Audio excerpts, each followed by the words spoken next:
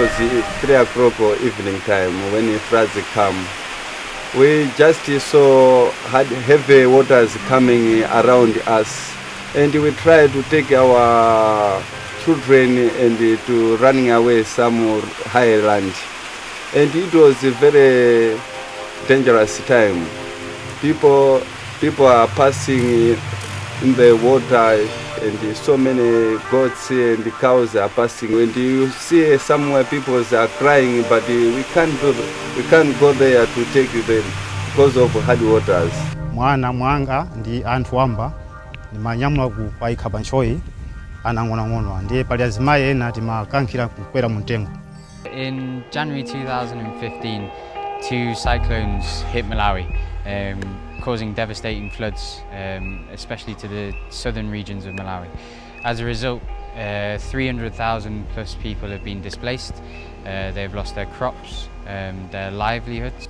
Amene nali mudzi uno, ntchito ya anthu a mudzi muno nali kulima zimbewu zosiyana-siyana, monga thonje, mchewere, chimanga ndi mapira. Ona ndi maso zikuta ndi madzi. Nafe kuti tikazipulumutse tinalephera, tinangozisiya kuti zipite. Zimene zingadzapezeke mwamwayi ndizo kodi ndizo mwezo. Ndimene zimathandiza ananga adaphunzira ndina wana 5 adaphunzira siku kuchokera ziweto zangazi. It's the high of water. Some of the people who were affected were evacuated to camps. For humanitarian aid, there are about 5 camps where food has to be flown in because the area is not accessible by road. Gangula camp is a camp for flood victims here in Sanje district. One of the major challenges is accommodation. For example, I can see here we don't have enough tents. They may be here until at the end of the rain season because we still have weather reports indicating that we're still going to have more rains coming. In those camps they were never allowed to bring the animals along with them. So these animals were left behind unattended. That's why this time it's convenient that we give some assistance to these animals which really don't have owners to take care of them. Now there's a fear that these animals are suffering from poor hygiene and a lack of food. And as a result, there's a high likelihood that there's going to be an outbreak of disease. Livestock is very important to the livelihood of people in Sanje district because they depend on livestock, on their day-to-day kind of life.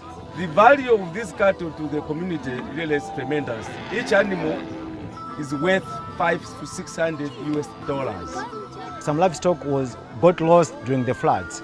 A few that are remaining, they are a source of economy to them. And if these livestock can be vaccinated, it means they'll be saved from any kind of disease outbreak. We're here to set up a vaccination program within the Nsanji district, which was the worst hit by the floods. And we're looking at vaccinating against diseases of livestock and companion animals. Where we are standing now, it was all submerged and the cattle couldn't eat for a week or so, and now there is coming back to life and a few getting sick. That's why we have managed to bring them together. There are over 2,500 animals, and these animals are here because of the risk that the floods have brought. What is happening here is that it's like a mobile clinic to this area. After this area, we're going to go to another crash. These few animals have got lumpy skin, a few animals have got diarrhea, others are lethargic.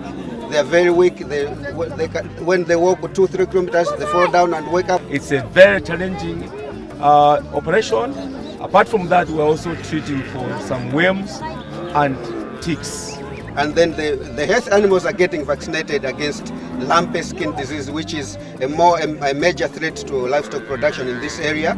And then the sick ones are getting treated depending on the vet's decision. The process is after the animal is vaccinated, it is given an identification spray paint so that we don't vaccinate the same animal twice. One of the major concerns is that companion animals such as dogs going to create packs, so they're going to group together, and this causes a high chance of an outbreak of rabies, especially around the displacement camps where a lot of people are living at the moment. If dogs have got rabies, it means even the life of a person is at stake.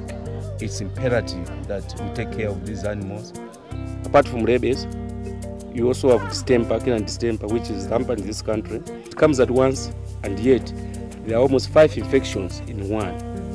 IFAW even went to go and help our animals across the Shire River. We can see that as a community, through this kind of tragedy, it has made them to come together. When the waters recede, people are going to need to move back to their homes, and having healthy livestock will help them to improve their livelihoods. The government of Malawi and Malawi Veterinary Association are very thankful to the International Fund for Animal Welfare for actually coming to our rescue. A huge thank you to all the IFAW supporters who have donated to this cause. Without their support and their help, we wouldn't be able to carry out this type of vaccination program and help people regain their livelihoods.